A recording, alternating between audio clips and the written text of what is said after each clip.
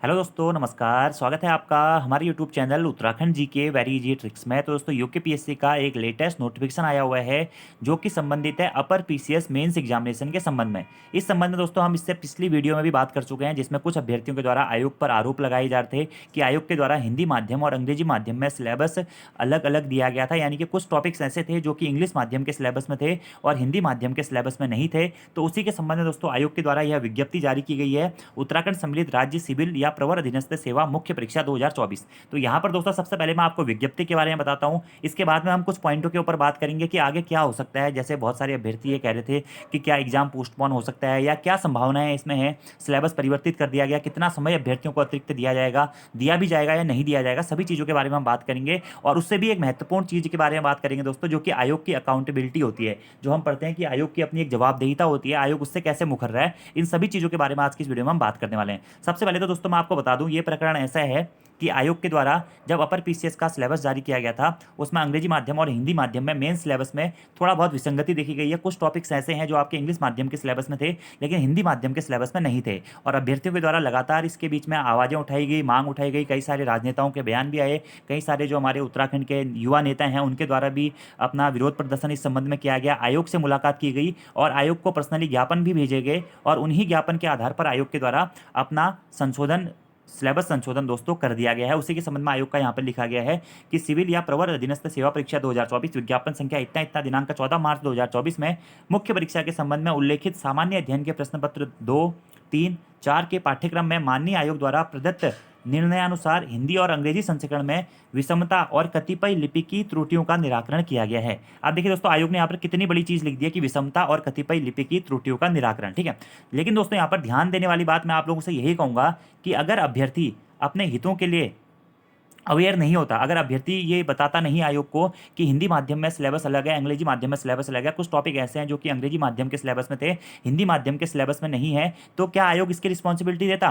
कहीं ना कहीं ये आयोग की जो जवाबदेहिता है, आयोग का जो हम कहते हैं, आयोग इतनी बड़ी कंडक्टिंग बॉडी है, उत्तराखंड स्टेट का सबसे बड़ा एग्जाम है दोस्तों अपर पीसीएस का एग्जाम, और उसी के मेंस सिलेबस ही आपका वह सिलेबस है जिससे आपके रैंक का निर्धारण होता है। मेंस सिलेबस के आधार पर और इंटरव्यू के मार्क्स से जुड़कर ही आप लोगों का फाइनल सिलेक्शन होता है, और उसी ही सिलेबस में आयोग के द्वारा इतनी बड़ी गलती कर दी गई है जो कि कहीं ना कहीं आयोग को इसकी जवाबदेहिता लेनी चाहिए थी, आयोग को इसका उत्तरदायित्व लेना चाहिए था कि इतनी बड़ी गलती कैसे हो गई। आयोग इतनी सी छोटी सी बात कह दे रहा है कि विषमता और कतिपय लिपि की त्रुटियां। वैसे दोस्तों देखा जाए, आप लोगों में से किसी का फॉर्म गलत हो जाए ना, कोई एक अक्षर भी गलत हो जाए, या फिर आप लोग कभी फॉर्म भरते समय, बहुत सारे अभ्यर्थियों का पहले ऐसा भी हुआ है कि वो पेपर कोड का ऑप्शन डालना भूल गए, ओएमआर सीट का कोड डालना भूल गए, गोला करने भूल गए, तो क्वालिफाई मतलब जो कट ऑफ क्वालिफाई होने के बाद भी उनको सिलेक्शन नहीं दिया जाता है। तो उसी प्रकार से आयोग को भी तो कहीं ना कहीं इस हिसाब से सोचना चाहिए कि यार, अगर आप अभ्यर्थियों से इतनी एक्यूरेसी की उम्मीद रखते हो तो आप भी तो एक्यूरेसी रखो अपनी चीज़ों में। तो कहीं ना कहीं ये एक बहुत बड़ा मुद्दा है,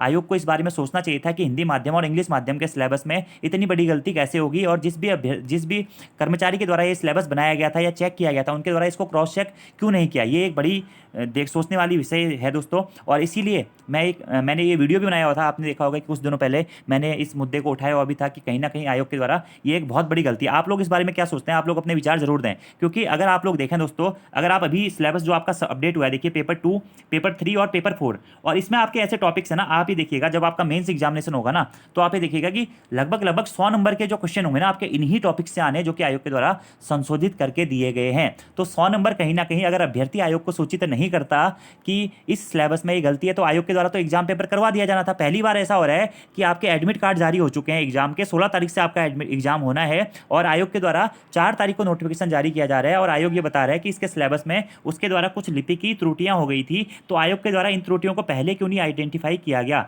अगर अभ्यर्थी इसके बारे में सूचना नहीं देते तो क्या आयोग अपने सिलेबस को परिवर्तित करता? क्या एग्जाम होने के बाद में अगर अभ्यर्थियों के साथ में ऐसा होता, या हिंदी मीडियम के जो छात्र हैं, अगर हम उत्तराखंड स्टेट की बात करें तो मैक्सिमम जो अभ्यर्थी तैयारी करते हैं वो हिंदी माध्यम के हैं, और अपर पीसीएस बनने का सपना दोस्तों हर किसी का होता है, क्योंकि उत्तराखंड स्टेट की सबसे बड़ी जॉब है, और उत्तराखंड हिंदी भाषी क्षेत्र है, हमारी राजभाषा हिंदी है, हिंदी को हम फॉलो कर रहे हैं। तो आयोग के द्वारा इतनी बड़ी गलती कैसे हो रही है जिससे वो लिपि की त्रुटि और विषमता का नाम दिया जा रहा है?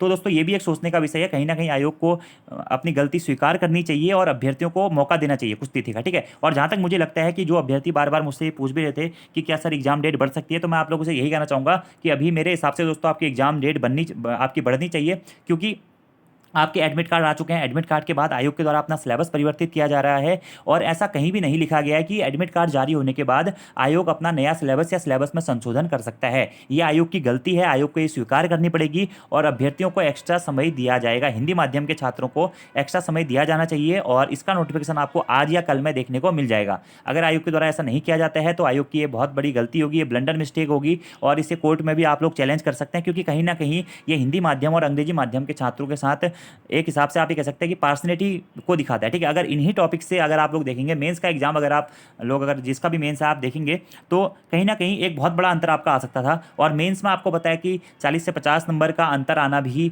एक बहुत बड़ी बात होती है, और खासकर ऐसे सिलेबस को लेकर के जो अभ्यर्थी तैयार ही नहीं कर गया है। ठीक है, तो आप लोगों के इस बारे में क्या विचार है, क्या राय है, आप लोग कमेंट बॉक्स में बता सकते हैं। फिलहाल दोस्तों इस वीडियो को बनाने का मुख्य उद्देश्य क्या था कि आयोग की गलती के बारे में आप लोगों को बताना था कि आयोग इतनी बड़ी ब्लंडर मिस्टेक कर रहा है और उसको एक हिसाब से अपनी लिपि की त्रुटि कह दे रहा है, जो कि कहीं से कहीं तक तर्कसंगत प्रतीत नहीं होता है। ठीक है, तो देखिए पेपर 2 में आपका ये संशोधित है। ठीक है, ये आपका संशोधित सिलेबस है, जो पुराना सिलेबस था उन पॉइंटों के आधार पर। ठीक है, और दूसरा पेपर 3 में भी आप लोग देखेंगे तो ये आपके संशोधित दोस्तों सिलेबस है, पुराने सिलेबस के को हटा करके।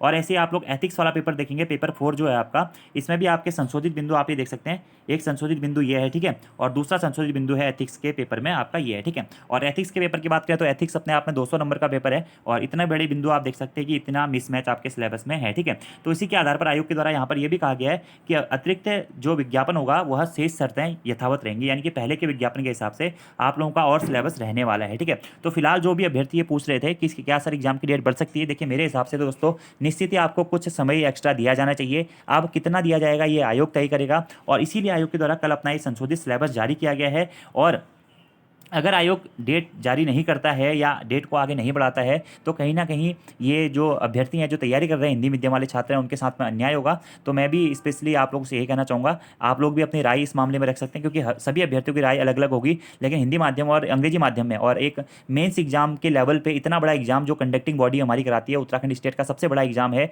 उसमें इतनी बड़ी गलती होना, इतनी ब्लंडर मिस्टेक होना कहाँ तक उचित लग रहा है आप लोगों को, और आप लोगों की इस संबंध में क्या राय है आप लोग कमेंट बॉक्स में जरूर बता सकते हैं। बाकी एग्जाम आगे होना चाहिए या नहीं होना चाहिए ये भी आप लोग जरूर बता सकते हैं। मैं अपना ओपिनियन आपको दे रहा हूं, मेरे हिसाब से आयोग एग्जाम की डेट को आगे बढ़ाएगा, क्योंकि बहुत सारे अभ्यर्थी अपने हितों के लिए लड़ भी रहे हैं। हिंदी मीडियम वाले छात्रों के द्वारा इस पॉइंटों को बार बार बहुत लंबे समय से उठाया भी जा रहा है कि सिलेबस में विसंगति है, आयोग इसे निराकरण करे, लेकिन आयोग के द्वारा फिलहाल कुछ भी नहीं किया गया था। लेकिन आयोग ने यहाँ पर विज्ञप्ति के माध्यम से जो आपका सिलेबस है उसको तो संशोधित कर दिया है। अब एग्जाम आपका कितना आगे जाएगा ये देखने वाली बात होगी। कहीं ना कहीं आयोग अपने स्लॉट के हिसाब से एग्जाम की डेट जारी कर सकता है, जिसके बारे में आपको जो सोचना है वो आज या कल में देखने को मिल जाएगी कि आयोग अपना एग्जाम एक्सटेंड कर रहा है या नहीं कर रहा है। मेरे हिसाब से आयोग को करना चाहिए। आप लोग भी अपनी राय जरूर बताइएगा। धन्यवाद।